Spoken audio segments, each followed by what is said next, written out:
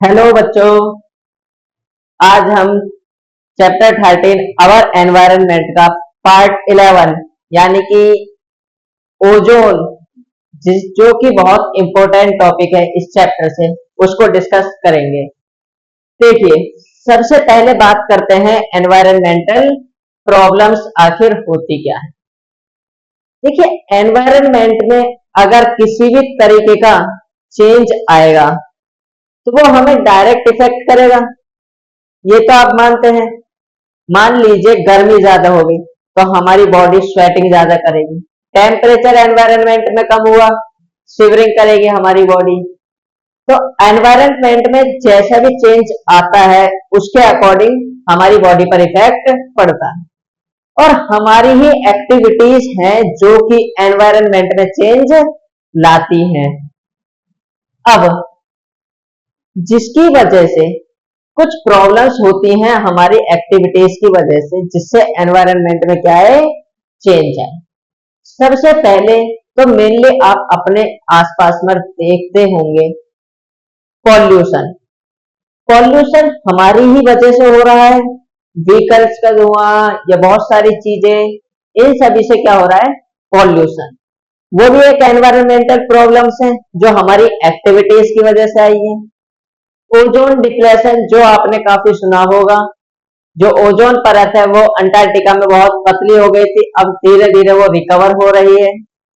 तो देखिए, environmental problems, the change in our environment affect us, यानी हमारे एनवायरनमेंट में चेंज जो आता है वो हमें अफेक्ट करता है।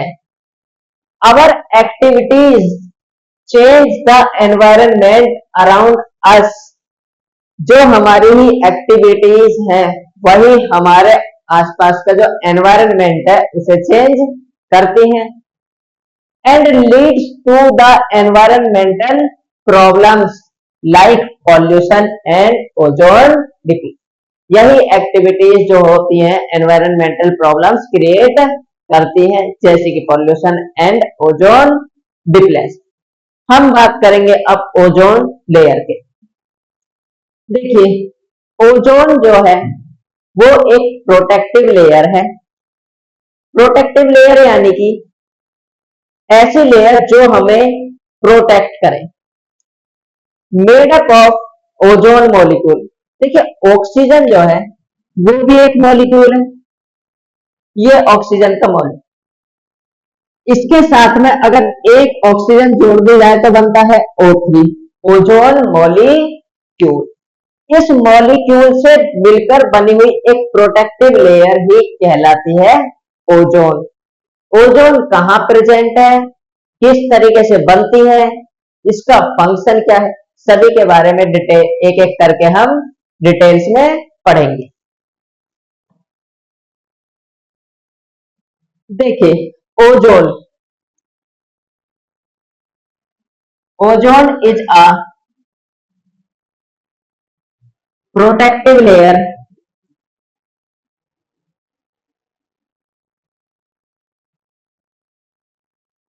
Protective layer made up of ozone molecule. एक ओजोन मॉलिक्यूल जिसे O3 कहा जाता है, जो कि 3 ऑक्सीजन एटम से मिलकर बना हुआ है, प्रेजेंट इन स्ट्रेटोस्फेयर।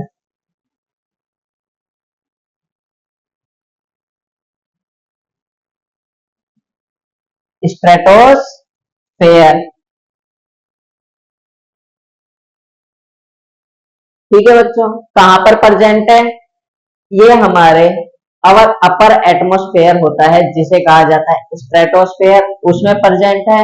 और ये एक प्रोटेक्टिव लेयर किसकी बनी है, ओजोन मॉलिक्यूल की। आप इसे नोट कीजिए, इसके बाद हम ओजोन को और थोड़ा डिस्कस करेंगे। देखिए, जो ओजोन मॉलिक्यूल है वो 3 ऑक्सीजन एटम से मिलकर बना है, हमारे पास दो तरीके की ओजोन है, एक गुड ओजोन है और एक बैड ओजोन है। जो बैड ओजोन है वो एटमॉस्फेयर के सबसे लोअर पार्ट यानी कि ट्रोपोस्फेयर में प्रेजेंट है और ये प्लांट्स हो गए, एनिमल्स हो गए, इनको हार्म करती है, इसलिए ग्राउंड लेवल पर इसे डेडली पॉइजन कहा जाता है। A bad ozone is present in lower atmosphere, troposphere, which harm the plants and animals. So it is deadly poison at ground level. उसके बाद बात करते हैं a good ozone is present in upper atmosphere, stratosphere, which act as a shield. यानी कि एक अच्छी ozone भी है जो एटमॉस्फेयर ऊपर वाले पार्ट पर प्रेजेंट है, जिसे कहा जाता है स्ट्रेटोस्फेयर, जो कि शील्ड की तरह वर्क करती है और हमें प्रोटेक्ट करती है। आप इसे नोट कीजिए। इसके बाद हम पढ़ेंगे फॉर्मेशन ऑफ ओजोन। देखिए बच्चों, अब हम पढ़ेंगे फंक्शन ऑफ ओजोन, यानी ओजोन जो लेयर थी उसका काम क्या होता है। देखिए, ओजोन जो है वो एक शील्ड की तरह काम करती है। Ozone layer acts as a shield because it absorb ultraviolet radiations of sunlight and protect living beings from many health hazards like skin cancer, cataract, snow blindness, destruction of plants. देखिए, sun है, sunlight में जो एक radiation होती है जिसका नाम है यूवी रेडिएशन यानी अल्ट्रावायलेट रेडिएशन। ये वो रेडिएशन है जो हमें बहुत सारी हेल्थ प्रॉब्लम्स क्रिएट कर सकती है। इन सबको ओजोन लेयर एब्जॉर्ब कर लेती है, धरती तक नहीं आने देती। कौन कौन सी हेल्थ प्रॉब्लम्स हैं? सबसे पहले तो मेनली जो सबसे ज्यादा प्रॉब्लम कॉज करती है वो है स्किन कैंसर। दूसरा, कैटरैक्ट, इसे मोतियाबिंद कहा जाता है। आंखों की कॉर्निया है, इसमें डिफेक्ट होता है, दिखना कम हो जाता है।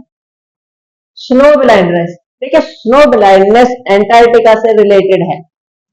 स्नो ब्लाइंडनेस जो होता है वहां पर जो ओजोन लेयर है वो काफी पतली हो चुकी है, जिसकी वजह से यूवी रेडिएशंस जो होती है डायरेक्ट पड़ती है और दिखना क्या हो जाता है, बंद। डिस्ट्रक्शन ऑफ प्लांट्स, जो प्लांट्स होते हैं उनमें खराबी आती है, उनमें दिक्कतें होती हैं, पत्तियों का रंग चेंज हो जाता है, ठीक से फोटोसिंथेसिस नहीं कर पाते, तो बहुत सारी प्रॉब्लम्स हैं जिनसे ओजोन बचाती है। अब बात करते हैं ओजोन बनती कैसे है। फॉर्मेशन ऑफ ओजोन, देखिए बच्चों, high energy of UV radiations break down oxygen molecule into free oxygen atom। जो हमारी ओजोन है वो दो स्टेप्स में बनती है। सबसे पहले जो ऑक्सीजन मॉलिक्यूल है इस पर यूवी रेडिएशंस की एनर्जी की मदद से तोड़कर फ्री ऑक्सीजन एटम्स बनते हैं। फ्री ऑक्सीजन एटम जो होता है फिर वो कंबाइन करता है ऑक्सीजन मॉलिक्यूल से और बना लेता है ओजोन का एक मॉलिक्यूल। देखिए, फ्री ऑक्सीजन एटम है, ये ऑक्सीजन मॉलिक्यूल, इसके साथ फ्री ऑक्सीजन एटम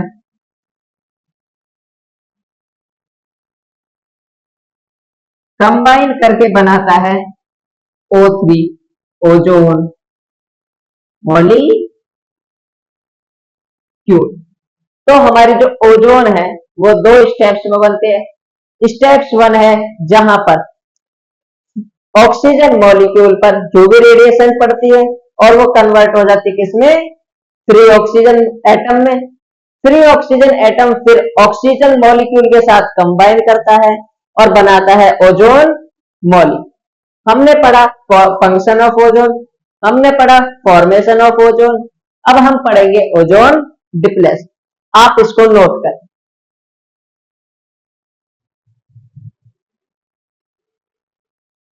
देखिए बच्चों, अभी हमने पढ़ा था ओजोन का कार्य क्या होता है यानी फंक्शन, और ओजोन बनती कैसे।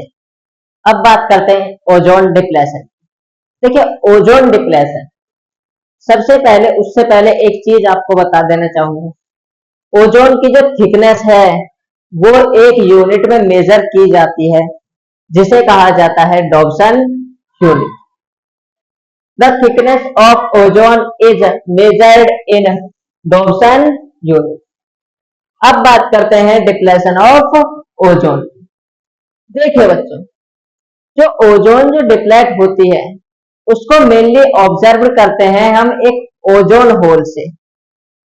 The depletion of ozone